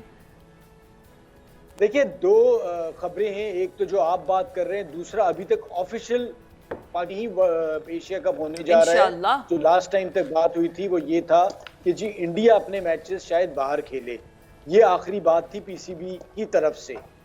چیزیں ابھی تک فائنل نہیں ہوئی, اور لیکن بہت جلد فائنل ہونی ہے. جہاں تک آپ نے اس کی بات کی کہ جی پاکستان کرکٹ بورڈ اس پوزیشن میں نہیں ہے, پاکستان کرکٹ بورڈ نہیں, اس وقت دنیا کا کوئی بھی کرکٹ بورڈ اس پوزیشن میں نہیں ہے, کیونکہ BCCI فائنینشلی بہت اسٹرانگ ہے.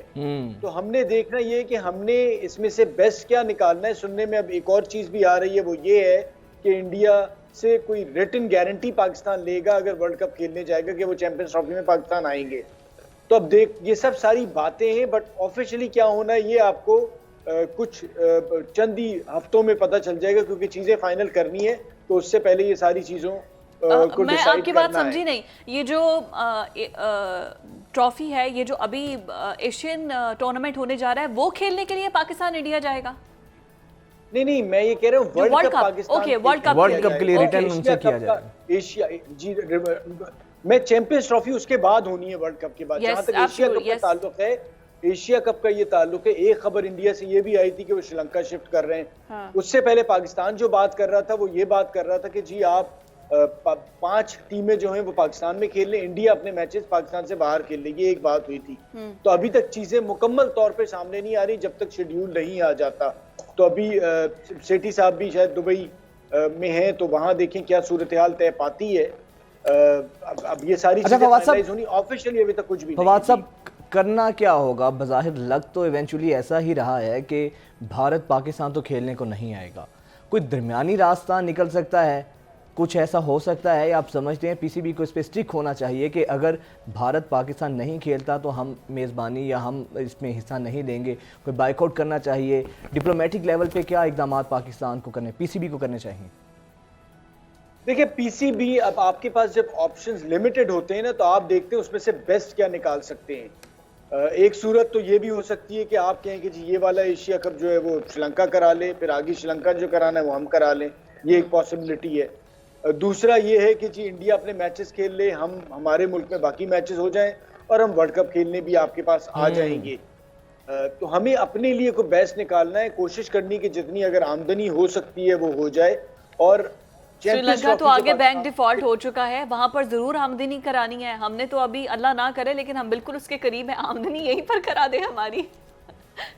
नहीं देखिए, मसला सारा ये है ना कि आपको पता है कि एक क्रिकेट बोर्ड बहुत स्ट्रांग है और बहुत से बोर्ड जो हैं वो उनके साथ खड़े भी हैं, चाहे वो बांग्लादेश क्रिकेट बोर्ड हो, चाहे अफगानिस्तान का हो, अफगानिस्तान हो, क्योंकि और वो भी इसलिए खड़े हैं कि वहां से ठीक ठाक पैसा मिलता है, पैसे आते हैं। तो आप अगर आप ये नहीं कर सकते कि आप अकेले हो जाएं। आपने इन सब सिनेरियोज में रहते हुए अपने लिए बेस्ट ऑप्शन तलाश करना होता है। तो वो जज्बाती नहीं होता। जब आप बिजनेस में भी होते हैं तो आप ये देख रहे होते हैं कि इन सब चीजों में रहते हुए आप एक ऐसा ऑप्शन अपने हक में करवा लें जिसमें आपको भी कुछ ना कुछ मिल जाए और अगले वाले को भी कुछ देना पड़े। तो अब ये सिचुएशन है और उसमें रहते हुए आपको करना पड़ेगा। आप यहाँ की क्या बात कर रहे हैं? इंडियन क्रिकेट बोर्ड तो इतना स्ट्रांग है कि उन्होंने इंग्लैंड के 5 प्लेयर्स थे, उनको ऑफर दे दी कि जी साल भर का आईपीएल का कॉन्ट्रैक्ट करें और काउंटी क्रिकेट को छोड़ दें। तो वो तो इतना पैसा उसमें क्रिकेट में लेके आ रहे हैं कि काफी सारे क्रिकेट बोर्ड खामोश हैं। तो हम उनसे क्या फवाद साहब, सर इससे तो तासुर यही जाता है कि क्रिकेट के हवाले से दुनिया भर में कोई एसओपीज ही मौजूद नहीं है। अगर एसओपीज हैं भी तो सिर्फ इस बिना पर कि इकोनॉमिकली एक मुल्क स्ट्रॉन्ग है, उसका बोर्ड स्ट्रॉन्ग है, तो उसमें वो कुछ भी कर सकता है, कोई उसको पूछने वाला नहीं है वो क्यों शिरकत नहीं कर रहा, वो क्यों आएगा और क्यों नहीं जाएगा। तो इससे तो तासुर यही जाता है फिर ये आईसीसी और दूसरे जो फोरम्स हैं ये किस मरज़ की दवा है? अगर आप इसे दूसरे तरीके से देखें तो दुनिया में जो भी मुल्क हैं वो माशी तौर पे अगर बहुत ठीक ठाक पैसे वाले हैं या तगड़ी पोजीशन पे हैं तो वो ही डिसीजन मेकिंग कर रहे होते हैं, वहां भी सारे रूल खत्म हो जाते हैं। ऐसा तो ही ये है। सही गलत की बात तो अपनी जगह, लेकिन मईशत की ज़बान ही बोली जाती है, हर जगह पर बोली जाती है। चल यही रहा है कि जो जिसके पास पैसा है, जो तगड़ा है, वही जो चाह रहा है वही होता है। अब ये सही और गलत उसकी झलक हम यहाँ पे भी देख रहे हैं, खेल में भी। जी बिल्कुल यही अच्छा, कुछ ये हो रहा है। जो एशियन क्रिकेट काउंसिल है ये कोई अपना किरदार अदा कर सकती है इस सारी सिचुएशन में, या आईसीसी के अंडर तो ये डायरेक्टली तो आता नहीं है ना ये टूर्नामेंट, तो कोई एशियन क्रिकेट काउंसिल इसमें अपना किरदार अदा कर सके, या फिर पाकिस्तान अगर नहीं खेलता है, क्योंकि अब एक ये भी खबरें आ रही हैं कि शायद फिर कोई 5 मुल्क यही एशिया के जो ममालिक है इन्हीं के अंदर कोई टूर्नामेंट करवा दिया जाए जिसमें पाकिस्तान आउट हो, उसकी फिर क्या हैसियत होगी?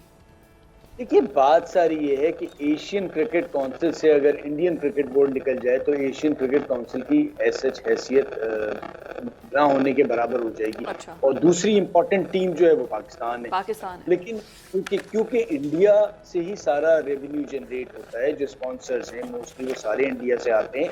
और मैं एक और चीज बता दूं, इंडिया के लिए भी आसान नहीं है जब पाकिस्तान इंडिया मैच होता है या पाकिस्तान के साथ इंडिया खेलता है या पाकिस्तान किसी इवेंट में खेलता है, तो इंडिया को भी पता है कि उसकी आमदनी में बड़ा फर्क पड़ता है। तो उनके लिए भी सब कुछ छोड़ना आसान नहीं है, वरना वो कब के छोड़ चुके होते। उन्हें भी इस चीज का पता है। तो ये इवेंट तो होना ही होना है, किसी के लिए भी फायदेमंद नहीं है इस इवेंट का कैंसिल होना। तो ये तो भूल जाएंगे ये कैंसिल होता। अब देखना ये है कि इसमें से बेस्ट पीसीबी क्या निकाल लेता है इन सब हालात में और बीसीसीआई से क्या कुछ हासिल करता है। ये हमने कोशिश करनी है कि हम तो बेहतरीन अपने हक में चीजें निकाल लें।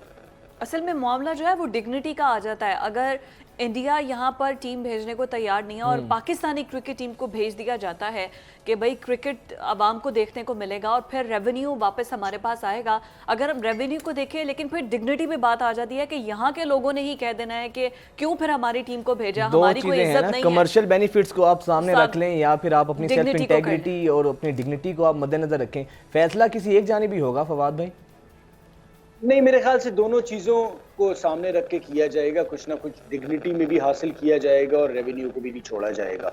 दोनों तरफ से फेस सेविंग हो जाए। बिल्कुल होगी, ऐसा ज़रूर होगा। ऐसा नहीं होगा कि आप सिर्फ एक तरफ ही आ जाए। कुछ ना कुछ ज़रूर पीसीबी लेके आएगा इंडिया से, ऐसा नहीं होगा। अच्छा, ये बात कितनी रियलिस्टिक है कि जिस तरह कहा जा रहा है कि अगर भारत पाकिस्तान नहीं आता तो वर्ल्ड कप में पाकिस्तान भी फिर नहीं जाएगा। تو یہ کتنی پریکٹیکل بات ہے، آپ کو کیا لگتا ہے؟ دیکھیے آپ کا سٹانس ہمیشہ ایکسٹریم پہ ہونا چاہیے. جب دوسرا ایکسٹریم پہ بات کر رہا ہے تو آپ بھی ایکسٹریم پہ ہی جائیں گے, تبھی کہیں جا کے کوئی بیچ کا راستہ نکلتا ہے. اگر وہ کہتے ہیں وہ نہیں آئیں گے اور ہم کہتے ہیں نہیں جی ہم تو تیار ہیں, ایسے نہیں ہوتا. تو آپ نے پھر ٹیبل پہ بیٹھنا ہوتا ہے, پھر کچھ دینا پڑتا ہے, کچھ لینا پڑتا ہے, پھر کہیں جا کے بات بنتی ہے. تو یہ آپ کا سٹانس بھی جو ہے, جب انہوں نے کہا کہ ہم نے بھی کہا ہم بھی نہیں آئیں گے, تو یہ بیٹھ کے بات ہوگی. سولوشن تو دونوں نے نکالنا ہے اور یہ نکالنا بہت ضروری ہے دونوں کے لیے. تو حل نکل آئے گا, اب یہ دیکھنا ہے کہ کیا نکلتا ہے. ریلی ہوپ سو کہ کوئی اچھا حل نکلے تاکہ دونوں عوام کرکٹ سے جو ہے وہ محروم نہ رہ جائے. جب بلاول کا دورہ بھی تھا تو آئی واز ایکسپیکٹنگ کہ شاید ہمارے فورن منسٹر ریکویسٹ کر دے. Thank you so much mister Fawad ہمارے ساتھ. فواد مصطفیٰ صاحب اسپورٹس اینالسٹ, اور ان کا بھی یہی کہنا ہے کہ جو کرکٹ کوئی درمیانی راستہ نکلنا چاہیے, دونوں ممالک کے عوام کو کھیل سے محروم نہیں کرنا چاہیے. اتنا ہائی وولٹیج ٹاکرا ہوتا ہے, اتنا زبردست میچ ہوتا ہے, تو اس سے محروم کم از کم عوام کا دونوں ممالک کے قصور تو نہیں, اپنی سیاست کی بلی ان کو نہ چڑھائیں. خیر آگے بڑھتے ہیں. اب ذرا بات کرتے ہیں سفارتی سطح پر. پاکستان میں بہت اہم ڈیولپمنٹ ایک ہوئی ہے کہ افغان وزیر خارجہ اور چینی وزیر خارجہ انہوں نے پاکستان کا وزٹ کیا ہے. اور اس وزٹ سے بڑا اہم وزٹ اس لیے ہے کیونکہ دونوں نیبرز ہیں ہمارے. چائنا جو ہے وہ تو ہمارا آئرن برادر ہے اور چائنا کے حوالے سے ہمیشہ پاکستان کے تعلقات رہے ہیں. افغان وزیر خارجہ کی پاکستان آمد کے حوالے سے یہ بہت اہم ڈیولپمنٹ اس لحاظ سے قرار دیا جا رہا ہے. ہمیشہ سے ایسا ہوتا رہا ہے کہ افغان سرزمین پاکستان کے خلاف بھی استعمال ہوتی رہی ہے. تو اس لحاظ سے, اس تقابل سے جو ہے نا, یہ وزٹ کو کافی اہمیت دی جا رہی ہے. کیا ان کی آمد سے جو ممالک کے, دونوں ممالک کے معاملات ہیں پاکستان اور افغانستان کے, کیا دہشت گردی کوئی روک تھام میں مدد ملے گی یا نہیں؟ تو یہ ایک بہت بڑا سوالیہ نشان ہے. چائنا کے انیشیٹو سے یہ سارا معاملہ طے پایا ہے, لیکن بلاول بھٹو زرداری کا جو اس میں رول ہے اس کو بھی آپ اگنور نہیں کر سکتے. مطلب as a foreign minister he is doing very well.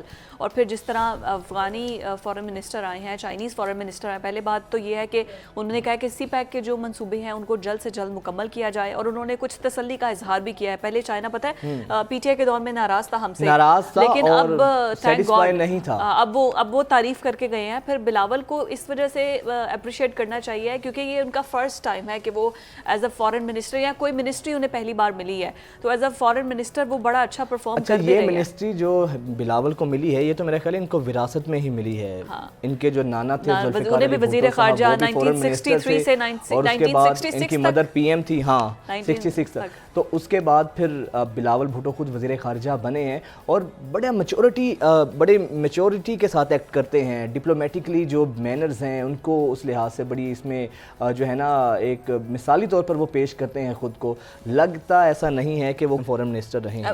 ان کے ساتھ ہنا ربانی کھر ہے نا, ان کو بھی مطلب آپ اگنور نہیں کر سکتے. وہ ایز اے فورن منسٹر کافی سرو کر چکی ہیں ہمیں, اور پھر وہ پاکستان پیپلز پارٹی کے ہیں, پھر انہی کے لیڈر آگے ایز اے فورن منسٹر ہیں, تو وہ انہیں ساتھ ساتھ گائیڈ کرتی ہوں گے. اور پھر ان کے واقعی چلیں یہ تو اللہ کا شکر ہے کہ ہمارے ملک کو ہمیں آئیڈیا ہوا ہے کہ وزیر خارجہ کی کتنی اہمیت ہوتی ہے, اور بلاول بھٹو کی اس حوالے سے جو کاوشیں ہیں وہ لائق تحسین بھی ہیں. اچھا, اس کے ساتھ ساتھ میں یہ خبر تو اپنے ناظرین کو بتاتے جائیں کہ یہ جو تینوں ممالک کے وزراء خارجہ جو پاکستان کے اندر اکٹھے ہوئے ہیں, مل بیٹھے ہیں, یہ تو ہے اسٹریٹجک تعاون کے لیے, ٹریڈ میں ایک دوسرے کے لیے, اکنامک آبویسلی وہ سارا اس کے لیے, ٹریڈ کے لیے, اور اسپیشلی جس طرح آپ نے اشارہ کیا تھا کہ افغانستان کی جو سرزمین ہے پاکستان کے لیے پاکستان کے خلاف استعمال نہیں ہوگی, تو اس پر گفتگو ہوئی ہے. دفاعی, سلامتی, تعلیم, فنی, مطلب جتنے بھی شعبوں میں ایم او یو سائن ہو سکتے ہیں ان تینوں ممالک کے درمیان ہوئے ہیں, اور اچھے تعلقات ہمیں اپنے ہمسایہ ممالک سے ہونے چاہیے. آئی ریلی وش کہ ہمارے انڈیا کے ساتھ بھی ایسے تعلقات ہو, ٹریڈ ہو, لوگ ایک دوسرے کی طرف آئے جائیں. مطلب اتنا کیا ہے, اتنا دل میں بغض رکھ کے یا نفرت رکھ کے کرنا کیا ہے. کم از کم ہمسایوں کے جو تعلقات ہیں وہ ایک دوسرے کے لیے بہت زیادہ اہمیت کے حامل ہوتے ہیں. دونوں کا امن کے لیے ضروری ہے. جتنے بھی ہمارے نیبرز کنٹریز ہیں ان کے ساتھ ہمارے مثالی تعلقات ہونے چاہیے, کیونکہ ہماری ٹریڈ, ہمارا پیس سب کچھ مشروط ہوتا ہے آپ کے آپسی تعلقات سے.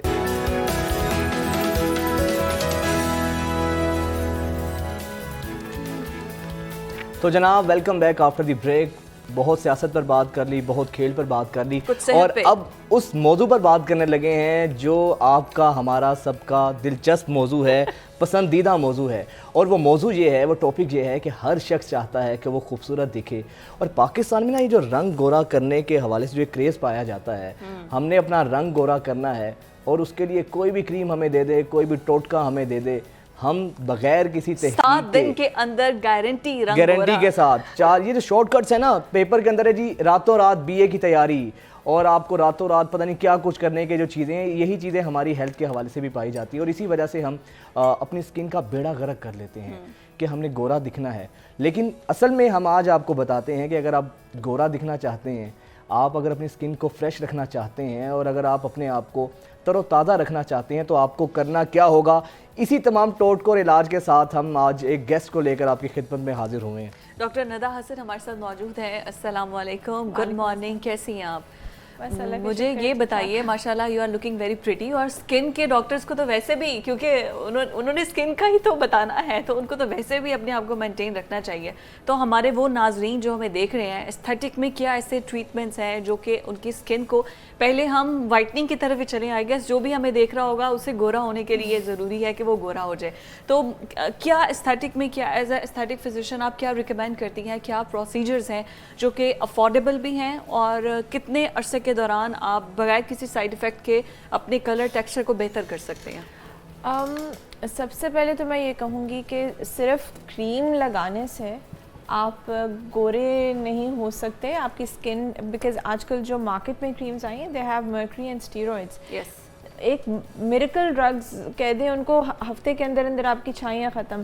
پر جب آپ اس کو چھوڑتے ہو نا, آپ کے چہرے پہ بال, آپ کی اسکن میں تھننگ, آپ کے چہرے پہ دانے نکلنے شروع ہو جاتے ہیں. تو میں لوگوں سے یہ کہوں گی کہ پلیز کوئی شارٹ کٹس نہ لیں. اچھی اسکن صرف یہ نہیں ہے کہ ہم نے ٹریٹمنٹ کر دی یا کریم دے دی, لائف اسٹائل ماڈیفیکیشن ہے. سلیپ آن ٹائم, اپنا اسکرین ٹائم تھوڑا سا کم کریں, کھانا پراپر کھائیں, اپنا پانی کا انٹیک پراپر کریں. These are very important things. جو انر گلو آپ کو چاہیے وہ بھی ہم آپ کو بتاتے ہیں کہ کس طرح سے آپ نے اس کو لے کے چلنا ہے آگے. اس کے علاوہ بہت سی ٹریٹمنٹس ہیں. وائٹننگ کی آج کل ڈرپس کا بڑا ٹرینڈ چلا ہوا ہے, بہت زیادہ.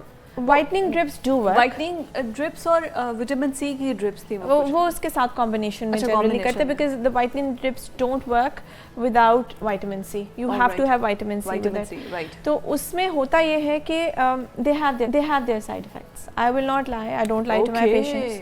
تو اس کے لیے ہم آپ کے لیور اور کڈنی کے ٹیسٹ کرتے ہیں, وہ مانیٹر کرتے ہیں during the during the procedure. اور اس کے ساتھ آپ کو اورل بھی دوائیاں لینی پڑتی ہیں. ایکسپینسو پروسیجر ہے یہ. جو بھی یہ ٹریٹمنٹ کرائے, they need to know that there are side effects to it, and they need to be monitored constantly. اگر کہیں پہ بھی ہمیں لگے لیور پر یا کڈنی پر اس کے افیکٹس آ سکتے ہیں, تو ہم پھر اس لیے مانیٹر کرتے ہیں تھرو آؤٹ دا کورس. اچھا یہ بتائیے گا کہ جس طرح میں نے کہا کہ عموماً ہماری سوسائٹی میں یہ ٹرینڈ ہے بہت زیادہ کہ آپ نے گورا دکھنا ہے, چاہے آپ گورے ہو بھی, لیکن زیادہ سے زیادہ گورا دکھنے کا جو کریز ہے وہ آپ کی اسکن کو خراب کرتا ہے. تو ایسے لوگوں کو آپ کیا سجیسٹ کریں گی کہ جو چاہتے ہیں کہ ان کی اسکن اچھی ہو یا وہ گورا دکھیں؟ دیکھیں, گورا دکھنا تو کوئی خوبصورتی نہیں ہے نا. گورے اسکن کے اوپر آپ کی چھائیاں ہوں اور اسکارز ہیں آپ کے, کوئی بھی مسئلہ ہے, کیا فائدہ. آپ اپنی اسکن ٹون کو اچھا رکھو. جب آپ کی اسکن ٹون ہیلدی ہوگی تو وہ خود ہی دو شیڈ, 2 ٹونز لوور بہتر ہو جائے گی, وائٹر ہو جائے گی. when you have a healthy skin, treatment glowing skin, تو وہی اگر تھوڑی ویٹش بھی ہے تو بہت خوبصورت لگتی ہے. اس کا کس طرح سے کرنا ہے, اس کے بہت سارے ٹریٹمنٹس ہیں. آپ like I said, life style modification تو ضروری ہے, لیکن کچھ ٹریٹمنٹس بھی ہیں. فار ایگزامپل ہم مائکرو نیڈلنگ کرتے ہیں, PRP آپ کا بلڈ لے کے گروتھ فیکٹرز انجیکٹ کرتے ہیں. کچھ میزو تھراپیز ہیں, کاکٹیلز ہوتے ہیں وائٹامنز وغیرہ کے جو ڈائریکٹلی انٹو دی اسکن ہم انجیکٹ کرتے ہیں. along with that کچھ بہت سیف کریمز ہم آپ کو دیتے ہیں, وائٹامن سی کریمز جس طرح سے ہوتی ہیں, سن بلاک وغیرہ ہوتا ہے. تو it's a combination of all these things. اس سے آپ کی اسکن بہت اچھی ہو جاتی ہے, اور اس کو آن اینڈ آف آپ کو ٹریٹمنٹس بھی لینی پڑتی ہیں اور یوز بھی کرنا پڑتا ہے. اب لوگ کہتے ہیں جی ہمیں ایک ایسا ٹریٹمنٹ دے کہ ساری عمر کے لیے ہماری اسکن وہ ون ٹائم ہو اور ساری عمر کے لیے. It's not possible. آپ اسکیلنگ کے لیے جاتے ہیں ڈینٹسٹ کے پاس, you have to get scaling done. پھر اس کی آفٹر کیئر ہے, آپ there is a specific toothpaste, mouthwash you use. Keratin कराने भी जाते हो स्पेसिफिक टाइम के लिए, फिर उसके बाद it expires. It's all about maintaining yourself, you know, Right. There is no magic wand. अच्छा, ऐसी जो ख़वातीन जो हमारा शो देख रही हैं, जो घर में होती हैं, किचन में काम करती हैं चूल्हे के आगे और उस पर फिर धुआं होता है चीज़ें, अब जो घरेलू ख़वातीन हैं उनको क्या करना चाहिए अपनी स्किन को फ्रेश रखने के लिए? देखिए वो तो ज़ाहिर है काम तो ज़िंदगी के साथ चल रहा है, ठीक है. सो अच्छे से क्लेंजिंग सुबह करके, खाने वगैरह जब बना लिए उसके बाद दोबारा अच्छे से क्लेंजिंग करके, फेस वॉश करके, यूज़ योर मॉइस्चराइज़र. अब बहुत सारे लोग ये समझते हैं ये मॉइस्चराइज़र इसको सूट किया तो मुझे भी करेगा. स्किन टाइप के मुताबिक होते हैं. ऑयली स्किन, लोग कहते हैं ऑयली स्किन को मॉइस्चराइज़र नहीं चाहिए. Oily skin also need moisturisers, but specific kinds जो आपकी स्किन के मुताबिक हो. So use a moisturizer that suits your skin, not a moisturizer जो दूसरे को किया तो वो मुझे भी करेगा. अच्छा, फेस वॉश कितनी बार क्लेंस करना चाहिए? आजकल तो जेल क्लेंजर्स बहुत ज़्यादा कॉमन है. जी जी. और वो एकदम से जब आप फेस वॉश करते हैं तो ड्राई थोड़ा सा ना फेस को एक कर देते हैं. Like I said, face washes भी आपकी स्किन टोन के मुताबिक और स्किन टाइप के मुताबिक होता है. तो कितनी बार फेस वॉश कहते हैं? ज़्यादा should be enough. Twice should be enough. वैसे आप 5 वक्त वुज़ू भी तो करते हो ना, सो विद हाँ. Water it's good. बहुत ज़्यादा soaps are not good Yes. because they change the pH of your skin. तो वो जो हमारा good bacteria होता है that we need for our skin, वो उसको वो ख़त्म करता है. We don't want that. अच्छा, वाटर इनटेक कितना करना चाहिए दिन में? Water intake at least depends on the weather also, but 2 liters at least होना चाहिए. And if होना you're चाहिए. out in the sun और perspiring बहुत ज़्यादा, आपके पसीने का सीन है, तो फिर तो आप बहुत ज़्यादा लो. हम जैसे जो लोग हैं कि जो डेली मेकअप करके बैठते हैं और फिर इतनी लाइट्स के आगे बैठते हैं, तो हमें क्या प्रिकॉशनरी मेजर्स इसके हवाले से लेने लाइट्स के आगे आप बैठते हैं, यूज बहुत अच्छा किया क्वेश्चन, बहुत अच्छा किया. यूज अ सनब्लॉक बिकॉज ये जो लाइट्स हैं इनमें भी अल्ट्रावायलेट रेज होती हैं. यस, सनब्लॉक यूज करना यू चाहिए. Need a sunblock. मेकअप के साथ ही अप्लाई कर लेंगे? आप ऊपर कर लें, मेकअप के ऊपर कर लें, मेकअप इसके ऊपर भी मेकअप तो कर सकते स्प्रे हैं. सनब्लॉक्स आ गए हैं, मतलब आई जस्ट स्प्रे. वो भी आपने स्किन टाइप के मुताबिक देख के लेने हैं. You can't use every sunblock. Yes. It has to be according to your skin type. Absolutely. ठीक है, तो वो है. और बाकी बस क्लेंजिंग बहुत ज़रूरी है, specially when you are going to sleep at night. अच्छे से मिसलर वाटर के साथ आप अपनी क्लेंजिंग करो. देन यूज़ अ फेस वॉश, एक प्रॉपर मॉइस्चराइज़र हो आपका जो आपकी स्किन के मुताबिक हो. जिसमें भी विटामिन रेटिनॉल्स आजकल बड़े चल रहे हैं, एंटी एजिंग है, एक ख़ास रेटिनॉल एट अ ख़ास कॉन्सेंट्रेशन, वो आप यूज़ करें and you will see amazing results. अच्छा, ये मुझे लगता है हर सीरम का ना एक ट्रेंड है. हाइलुरोनिक एसिड का बहुत ज़्यादा था आपके मेकअप में, आपके प्रोडक्ट्स में. वो सीरम ऐसे कॉमन था ना कि मतलब हर जगह पर वो था. फिर कोलेजन का बहुत ज़्यादा एक आया कि कोलेजन बहुत अच्छा है आपके फेस के लिए. अभी रेटिनॉल जो है उसका बहुत ज़्यादा है.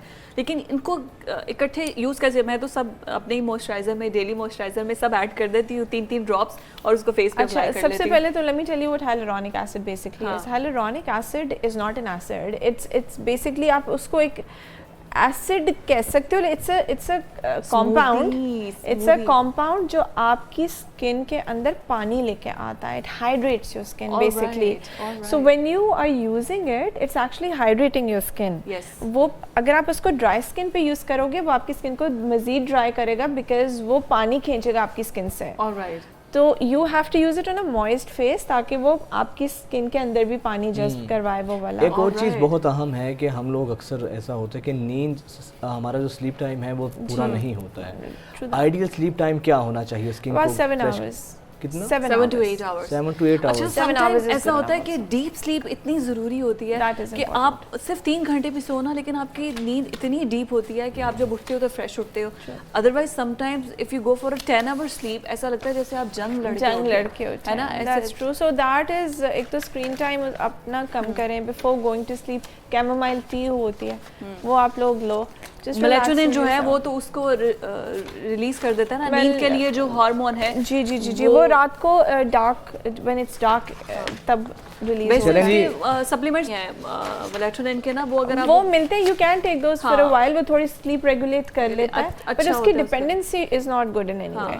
मुख्तसर ये है कि आपको कोई भी चीज़ बगैर डॉक्टर के कंसल्ट से आपको यूज़ नहीं करनी चाहिए. और ये जो टोटके हैं ना, ये ना अपनाए. बहुत शुक्रिया डॉक्टर साहिबा आपकी आमद का, आपके वक्त का. Thank you so much for coming. और हमारे नाजरीन को आपने एजुकेट किया. हम लोग तो बार बार कोशिश करते हैं कि उनको اس بات کا ریئلائز کروا سکیں کہ آپ کی اسکن ہیلدی اور گلوئنگ ہونی چاہیے, پھر اس کے بعد جا کے آپ کوئی وائٹننگ کی طرف آئیں, لیکن اس سے پہلے اپنے اسکن ٹیکسچر کو بہتر کریں, کیونکہ گورا رنگ ہو گیا اور اس کے بعد گردن آپ کی کالی, ہاتھ آپ کے کالے اور صرف منہ ہی گورا. عموماً ایسے ہی مناظر دیکھنے کو ملتے ہیں, ایسے ہی مناظر تبھی ہمیں سوسائٹی میں دیکھنے کو ملتے ہیں, منہ گورا ہے, گردن کالی ہے, اور پوری ایک ٹون ہوتی ہے ڈفرینٹ کلرز کے ساتھ. خیر ہم حاضر ہوتے ہیں ایک بریک کے بعد.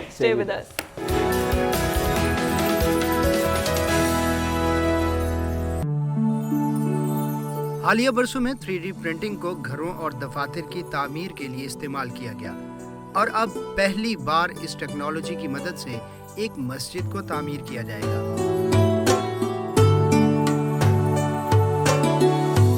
متحدہ عرب امارات کے شہر دبئی میں دنیا کی پہلی 3D پرنٹڈ مسجد تعمیر کی جائے گی. 2 منزلہ مسجد 2000 اسکوائر میٹر رقبے پر تعمیر کی جائے گی, جس میں 600 افراد نماز ادا کر سکیں گے. اس مسجد کی تعمیر رواں سال کے آخر تک شروع ہونے کا امکان ہے, جبکہ 2025 کی پہلی سہ ماہی تک اس سے مکمل کر لیا جائے گا. انتظامیہ کا کہنا ہے کہ اس مسجد کو کنکریٹ سے تعمیر کیا جائے گا, اور 3D پرنٹنگ کا انتخاب اس لیے کیا گیا کیونکہ یہ ایک نئی ٹیکنالوجی ہے جس سے وقت اور وسائل بچانے میں مدد ملے گی. 3D پرنٹنگ سے عمارت کی تعمیر کے لیے بڑی پرنٹنگ مشینوں کی ضرورت ہوتی ہے, جن میں ڈیزائن کی تفصیلات کو فیڈ کر دیا جاتا ہے.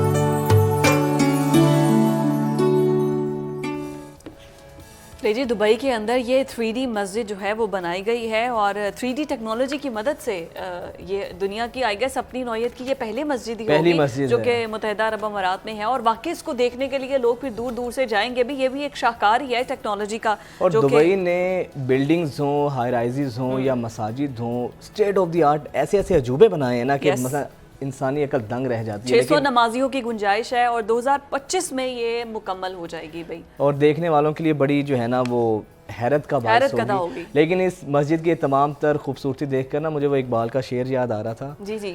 مسجد تو بنا دی شب بھر میں ماں کی حرارت والوں نے, من اپنا پرانا پاپی ہے, برسوں میں نمازی بن نہ سکا. تو مسجد تو 3D ہو, چاہے فانوس اس کے اندر ہو, لیکن اصل چیز یہ ہے کہ اس کے اندر نمازی بھی ہوں, بٹ خوبصورتی کے حوالے سے ایک شاہکار ہے.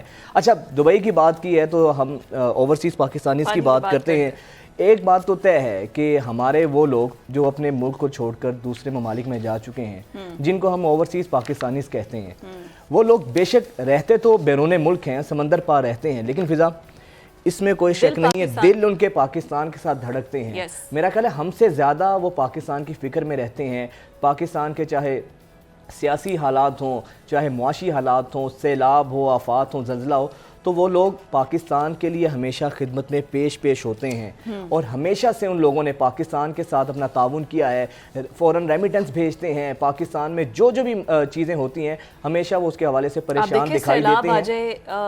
اس چیریٹی آ جائے, اب جیسے اب بڑی عید آ رہی ہے تو پھر قربانی کے لیے یہاں پر وہ جانور خریدتے ہیں اور لوگوں میں گوشت تقسیم کرتے ہیں, پھر یہاں پر افطاریاں کرواتے ہیں. اوورسیز پاکستانی ابھی سیلاب میں ہم نے دیکھا کہ ہم گئے ہیں کس طریقے سے سیلاب زدگان کی انہوں نے مدد کی ہے, اور ایسے ہی ایک زبردست اوورسیز پاکستانی سے ہم آپ کو ملواتے ہیں جو کہ 7 سمندر پار ناروے سے پاکستان تشریف لائے ہیں, اور پاکستان آمد کا مقصد یہ ہے کہ وہاں پر انہوں نے بڑا زبردست سا ناروے کے اندر ایک چیریٹی ڈنر ارینج کروایا تھا, اور ہم بھی اس ڈنر میں موجود تھے. جس طریقے سے پاکستانی کمیونٹی نے صرف 1 گھنٹے کے اندر پاکستانی 15 سے 20 کروڑ روپیہ وہاں پہ جمع کیا, اور ان کا جذبہ دیکھنے والا تھا. اور مجھے واقعی میں احساس ہوا کہ یار اوورسیز پاکستانیز جو ہیں کسی بھی طرح سے حب الوطنی میں ہم سے زیادہ تو ہو سکتے ہیں, ویسے بھی چیریٹی میں بہت آگے ہیں, چیریٹی میں بہت ہیں, اور خاص طور پہ اوورسیز پاکستانیوں کی جو پاکستان سے محبت ہے وہ کسی سے ڈھکی چھپی نہیں ہے. ایسے ہی ایک شاندار پاکستانی ملک منیر صاحب جو کہ فاؤنڈر ہیں رحمہ اسلامک ریلیف کے, وہ آج اسٹوڈیو میں ہمارے ساتھ موجود ہیں. ملک صاحب بہت شکریہ, آپ کو ویلکم کہتے ہیں اسٹوڈیو میں. سب سے پہلے تو سر یہ بتائیں کہ جذبہ کیا ہے اوورسیز پاکستانیز کا جو رہتے وہاں پر ہیں, نظریں دل ان کے پاکستان میں رہتے ہیں, پاکستان کے حوالے سے ہمیشہ وہ پیش رہتے ہیں.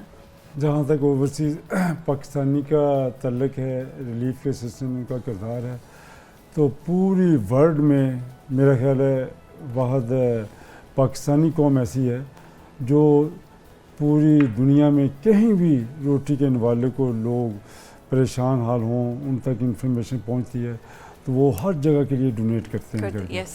تو اسی طرح جو اوورسیز پاکستانی ہیں ان کی نسبت جو پاکستان سے ہے ان کا فیلنگ یہ ہے پاکستان کے ساتھ جو اٹیچمنٹ ہے وہ یہ ہے کہ جب پاکستان پہ کوئی برا وقت آتا ہے کوئی مصیبت آتی ہے تو وہ ساری دنیا ہر چیز بھول جاتے ہیں, اپنے بھی بچوں کو بھول جاتے ہیں, اپنے روزمرہ کے جو لوازمات ہیں انہیں بھول جاتے ہیں.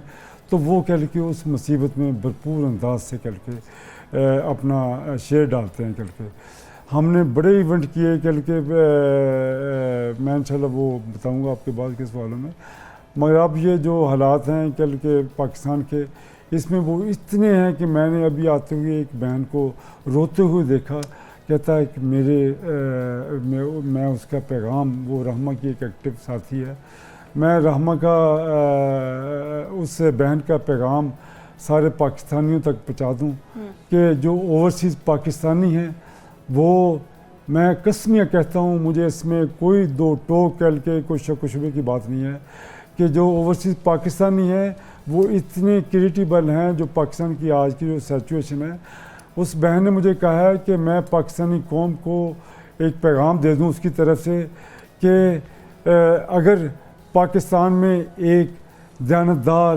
ایماندار قیادت ابھر کر آ جائے تو یہ جو پاکستان پہ قرض ہے جس کے لیے ہم IMF سے بڑے شکار ہیں تو وہ سارا قرض اتار سکتے ہیں. اور اوورسیز پاکستانیز میں یہ کیپیسٹی ہے کہ اگر وہ طے کریں تو اس سے وہ کر سکتے ہیں. میں نے بھی کہہ کہ تقریباً 1 سال آج سے یہ ڈیسائیڈ کر لیا ہے, جب میں نے اس بہن کی آواز سنی, اس بہن کا سوال آواز میرے کانوں میں آئی کہ میں پیغام پہنچاؤں پاکستانی قوم تک, تو میں نے بھی ڈیسائیڈ کر لیا جب بھی اللہ کے فضل سے اللہ کے کرم سے حالات نظر آ رہے ہیں کہ ایک اچھی قیادت ہمیں مل جائے گی کل کے جوڈیشری کل کے اس میں اپنا صحیح کردار ادا کرتی ہے, تو میں نے بھی ڈیسائیڈ کر لیا ہے کہ میں سب کچھ چھوڑ چھاڑ کر کہ اپنی ساری زندگی اس دن سے لے کر جب وہ قیادت آ جائے گی, وہ ہمیں آواز دے گی, تو میں اس لمحے سے لے کر اپنی زندگی کے آخری لمحے تک, موت تک سارا سفر ملک صاحب ہم آپ کے جذبات کی قدر کرتے ہیں, یہ قرض اتاروں. اچھا یہ بتائیے جو آپ کی فاؤنڈیشن ہے یہ کام کیا کیا کرتی ہے, ابھی تک کیا اچیومنٹس رہی ہیں آگے پاکستان کے اندر, گول کیا ہیں آپ کے؟ پاکستان میں یہ جو ہماری چیریٹی ہے وہ تو اتنی بڑی نہیں ہے, چھوٹی سی ہے, مگر ہمارا یہ پرنسپل ہے کہ پاکستان میں کسی بھی خطے میں کہیں بھی لوگ روٹی کے نوالے کو ترس رہے ہوں, میڈیسین کے لیے ترس رہے ہوں, جا کے ایجوکیشن کے لیے ترس رہے ہوں, تو ہم ان کے لیے ان کے دروازے پہ وہ سروس مہیا کریں. تو جس کے لیے ہم نے پاکستان میں کہہ کہ ہمارے ہاسپٹل ہیں دو کھوئی رٹھا جو کشمیر میں رحمہ کے نام سے, رحمہ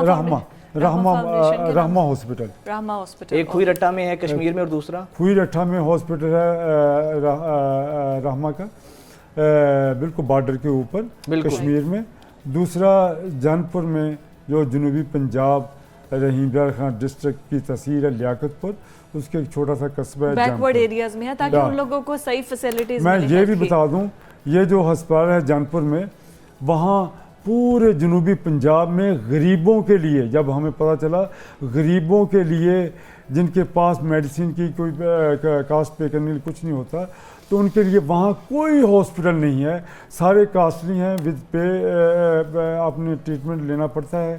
تو غریبوں کے پاس وہ سارا علاقہ غریب ہے کل کے, تو ان کے لیے ہم نے یہ پہلا ہاسپٹل بنایا تھا, جس کے بارے میں جو وائس چانسلر محمد مختار بہاولپور یونیورسٹی کے تھے, انہوں نے مجھے کہا کہ وہ میرے ساتھ ایک ڈنر کرنا چاہتے ہیں. خیر میں ڈنر تو نہیں ان کے ساتھ کر سکا, تو بریک فاسٹ پہ گیا, تو اس نے کہا کہ وہ مجھے صرف یہ پیغام دینا چاہتے ہیں, یہ ہم نے جو ہاسپٹل بنایا ہے نا جانپور میں, یہ ایک ہاسپٹل نہیں ہے, یہ منی آغا خان لیبارٹری ہے.